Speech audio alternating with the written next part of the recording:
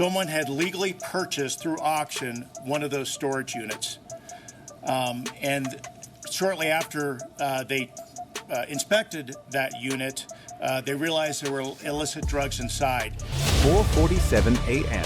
Federal Highway Inspection Station, Laredo, Texas. A convoy of 18-wheelers rolled through the pre-dawn darkness, yellow running lights cutting through thin desert fog. The trucks bore matching insignia, blue and silver.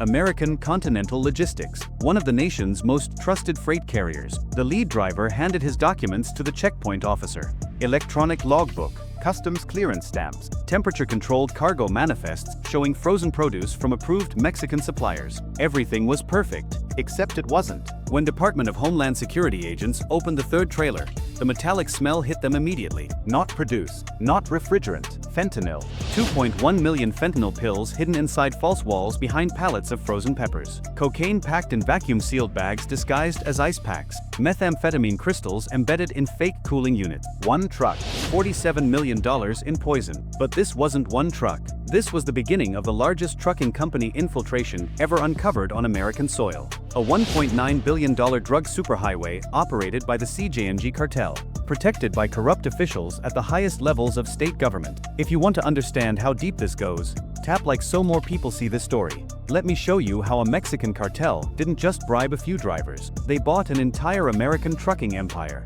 rebuilt it from the inside, turned it into a drug fortress that operated in plain sight for years. 89 drivers arrested, 31 warehouses raided, 26 tons of narcotics seized in a single operation. But the real story isn't the bust, it's who was protecting them.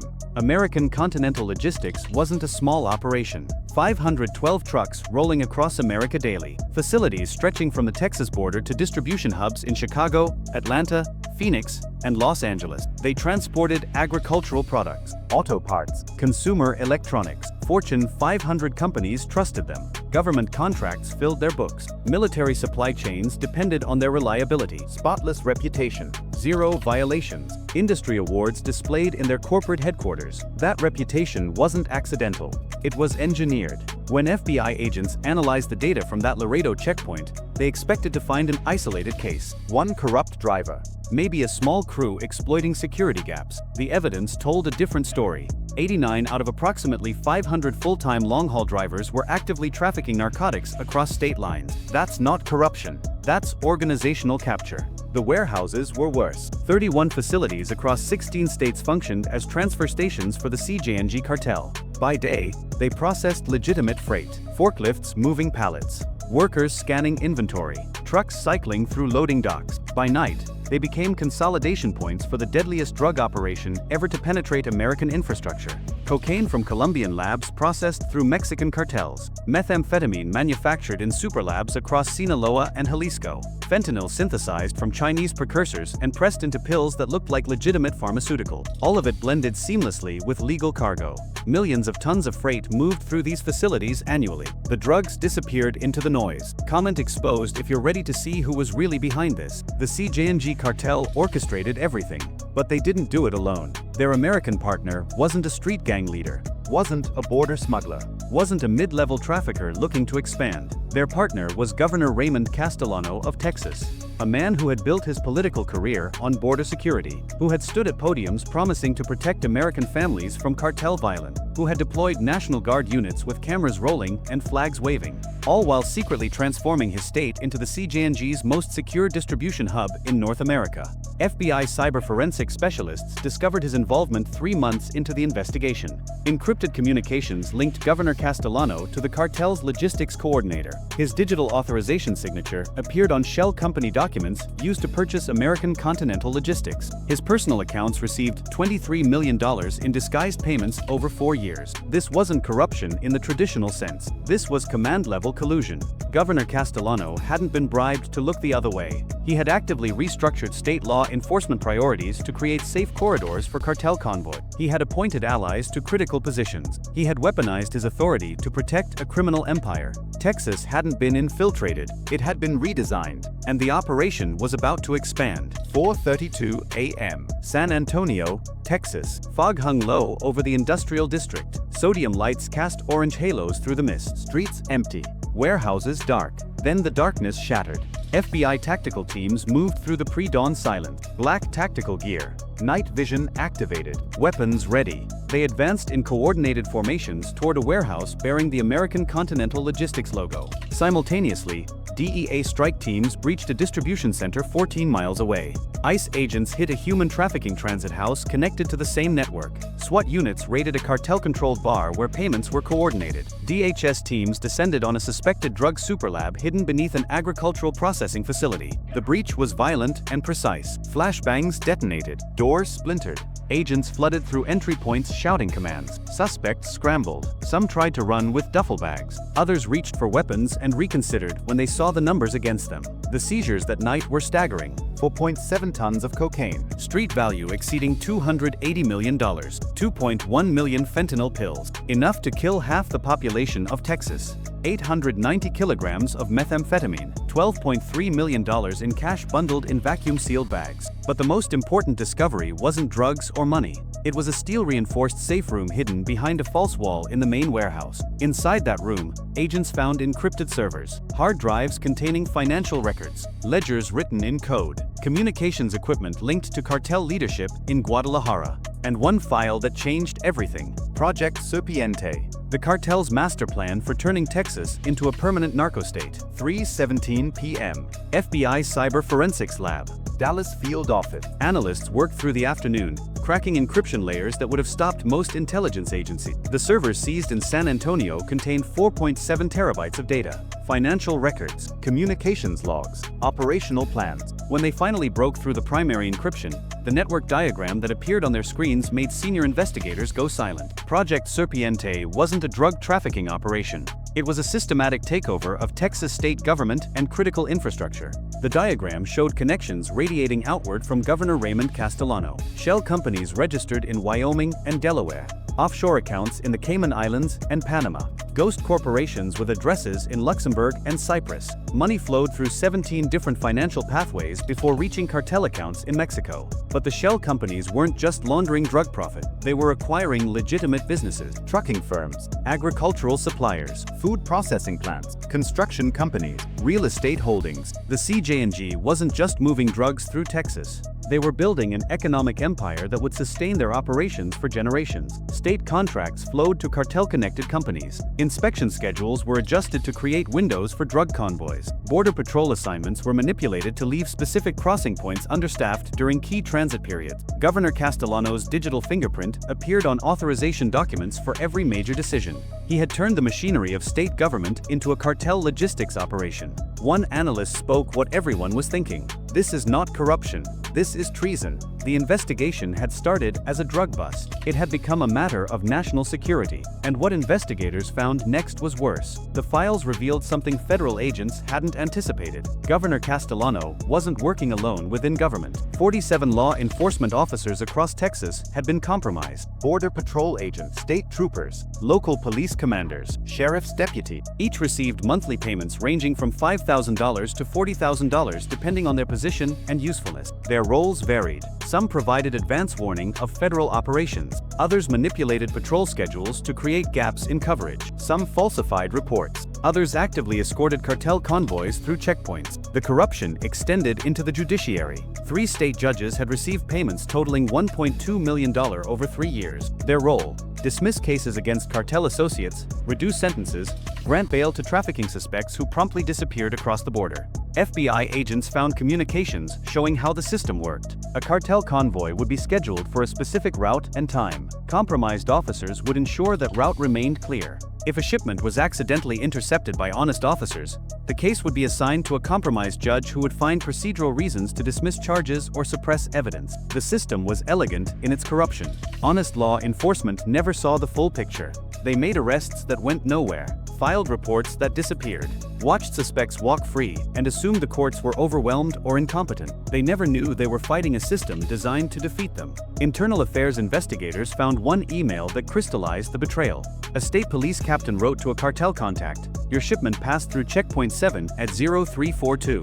All clear. Package will arrive Dallas by 1100. Payment confirmed." That captain had served 22 years, had commendations for bravery, had trained hundreds of officers who trusted him, all while selling them out.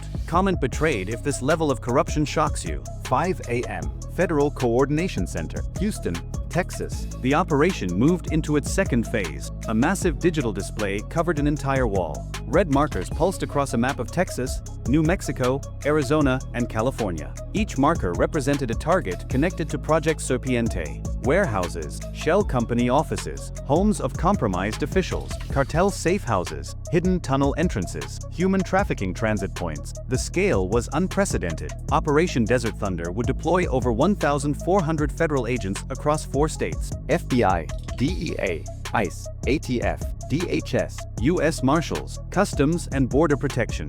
Military assets stood ready for support. U.S. Army helicopters positioned at staging areas. Navy vessels monitoring Gulf shipping lanes for potential cartel escape routes. F-15 fighter jets on standby at Laughlin Air Force Base for aerial surveillance and show of force along the border.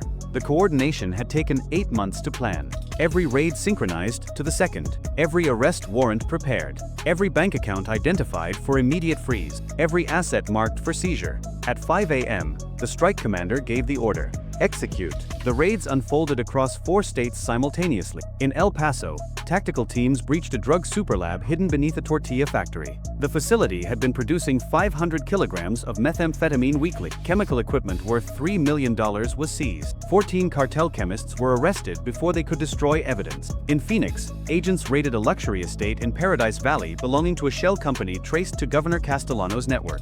Inside, they found $8.7 million in cash, ledgers documenting payments to dozens of officials, and a panic room containing 340 kilograms of cocaine ready for distribution. In Los Angeles, DEA teams hit a warehouse in the industrial district near the port. The facility served as the western terminus of the cartel's distribution network. Agents seized 2.3 tons of cocaine and arrested 23 cartel operatives, including 3 lieutenants wanted in Mexico. In Dallas, FBI agents arrested Marcus Webb, the CEO of American Continental Logistics. Webb had overseen the company's transformation from legitimate freight carrier to cartel drug highway.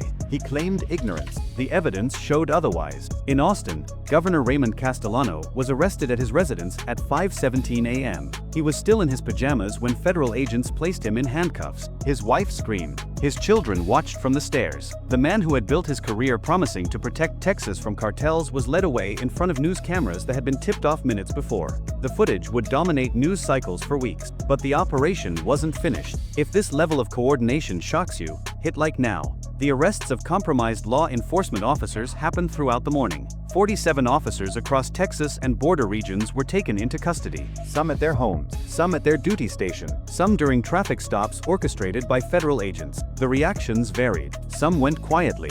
They knew this day would come eventually. The money had been good, but the guilt had grown. Others protested their innocence, demanded lawyers, shouted about constitutional rights. Their protests rang hollow when confronted with bank records and intercepted communications. 3 officers attempted to flee. One made it 200 miles before a helicopter tracked him to a motel near Amarillo. One was caught at a private airfield trying to board a plane to Mexico. One took his own life rather than face arrest. The honest officers who had worked alongside these men for years felt devastated. Senior FBI agent Patricia Moreno had spent 15 years building cases against cartels. She had worked with many of the compromised officers, had trusted them, had shared intelligence with them. She later told investigators, "Every time we got close to a major bust, something went wrong. Tips dried up. Evidence disappeared. Suspects fled before we could move. I thought we were unlucky. I thought the cartels were just that good. I never imagined the leak was sitting in briefings with me." The betrayal cut deep. The Texas Department of Public Safety announced an immediate review of all personnel. Background investigations would be expanded. Financial monitoring would be enhanced. Polygraph examinations would be administered to officers in sensitive positions. The agency that had protected Texas for decades would be rebuilt from the foundation. The tunnel systems were the most disturbing discovery. FBI agents had suspected drug tunnels existed near the border. They had found them before, usually crude, hand-dug, short. The tunnels connected to Project Serpiente were different. 4 major tunnel complexes stretched from Mexican border towns into Texas. Each was reinforced with concrete and steel. equipped with ventilation systems, lighting, and rail tracks for moving cargo. Some included living quarters where smugglers could rest during operations. The longest tunnel extended 2.3 miles from Nuevo Laredo to a warehouse outside Laredo, Texas. The warehouse was owned by a shell company connected to Governor Castellano's network. Agents estimated the tunnel had been operational for 3 years. Thousands of tons of narcotics had passed through it. Hundreds of migrants had been smuggled through for human trafficking operations. The tunnels represented infrastructure investment exceeding $40 million. This wasn't smuggling.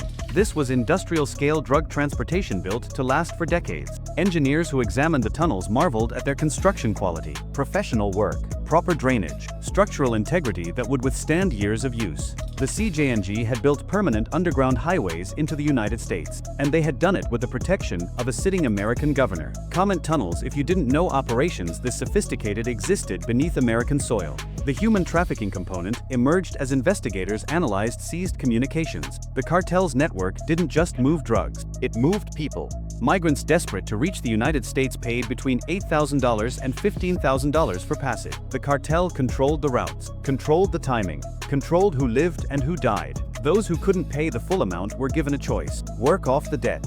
Men were forced into agricultural labor, 12-hour days for no pay, living in shipping containers, Beaten if they complained. killed if they tried to escape, Women faced worse. forced into prostitution at cartel-controlled establishments, Massage parlors, cantinas, private residences where wealthy clients paid premium prices. Children were most valuable of all, sold to traffickers who moved them across the country for purposes that investigators refused to describe in detail. Operation Desert Thunder liberated 347 trafficking victims from 23 locations across Texas and the Southwest. Many were malnourished, traumatized. Unable to speak without breaking down. One woman, 24 years old, had been held for 2 years. She told investigators she had given up hope of ever being free. She had watched 3 friends die.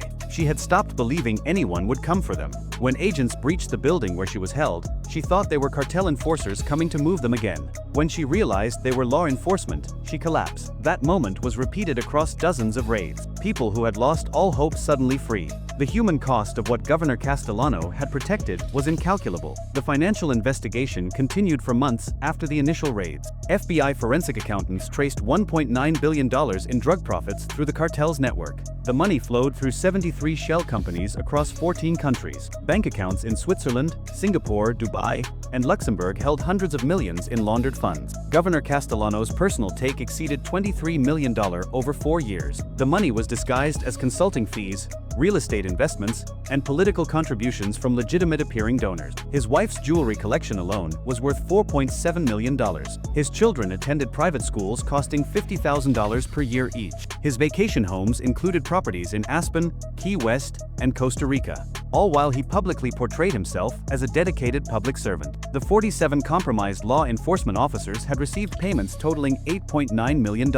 Some had used the money to pay off mortgages. Others had purchased boats, cars, and vacation properties. One Border Patrol agent had received $340,000 over 3 years. His role: provide 24-hour advance notice of any federal operations near cartel crossing points. That information had allowed the cartel to reroute shipments and avoid billions in potential seizures. The cost to American communities couldn't be quantified in dollars. The fentanyl that passed through this network had killed thousands of people. The methamphetamine had destroyed family. The cocaine had fueled addiction across the nation.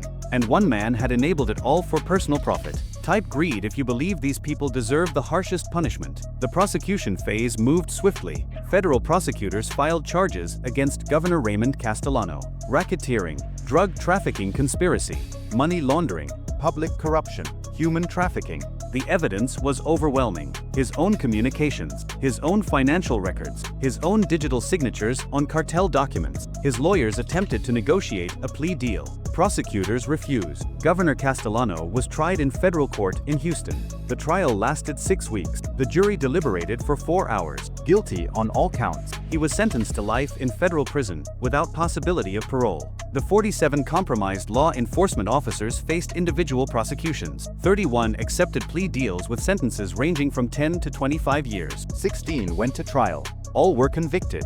The 3 corrupted judges were disbarred and prosecuted. Their sentences ranged from 15 to 20 years. Marcus Webb, the CEO of American Continental Logistics, received 35 years for his role in operating the drug highway. In Mexico, CJ&G leadership faced their own reckoning.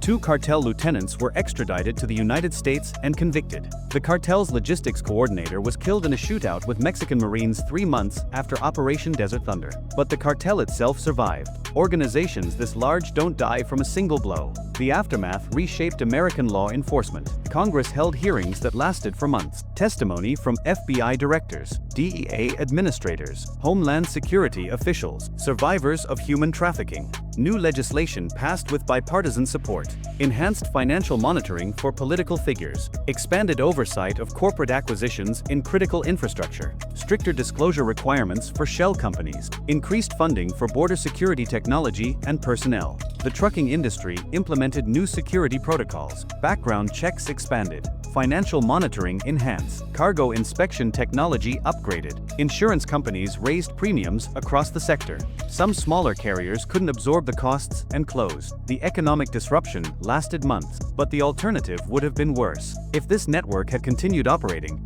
how many more tons of fentanyl would have reached American streets? How many more families would have buried children? How many more communities would have been destroyed? Those numbers would never be known, because Operation Desert Thunder stopped them. Hit like if you believe this operation saved lives. 3 years later, the impact continues to be measured. American Continental Logistics no longer exists. The brand was dissolved, assets auctioned. The trucks that once carried cartel poison now operate under new ownership with enhanced security. Governor Raymond Castellano sits in a federal supermax facility. His political legacy destroyed. His family scattered. His name synonymous with the worst political corruption in Texas history. The tunnels were destroyed. Concrete pumped into every passage. The underground highways that took years to build were rendered useless in days. But the fight continues. The CJ&G still operates. Other cartels compete for territory and market share. New smuggling methods are developed constantly. New officials are targeted for corruption.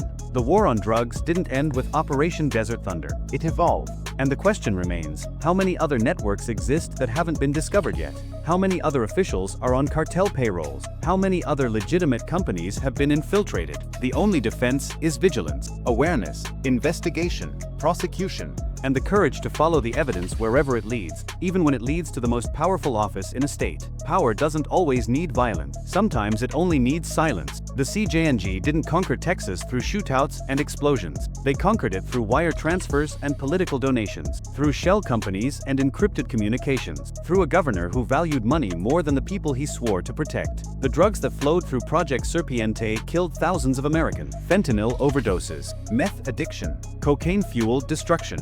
Every death connected to a network that a sitting governor helped build. Every family shattered by poison he helped transport. This story is fiction, but the threat it describes is real. Cartels are sophisticated organizations that have learned to infiltrate legitimate systems. They target vulnerable officials. They exploit gaps in oversight. They weaponize infrastructure we depend on daily. The trucks that deliver groceries to your local store. The warehouses that hold packages you ordered online. The companies that seem completely legitimate. Any of them could be compromised. Not because Americans are criminals, but because criminal organizations have learned to hide among us. If you're still watching, tap like so more people see this story. Comment expose if you want corruption dragged into the light. Share this video before it gets buried. The highways remain crowded. Commerce continues. Life goes on. But now you know what's really at stake. And knowing changes everything. This story was fictional and created for dramatic storytelling purposes, but the vigilance it demands is very real. Stay informed, stay aware.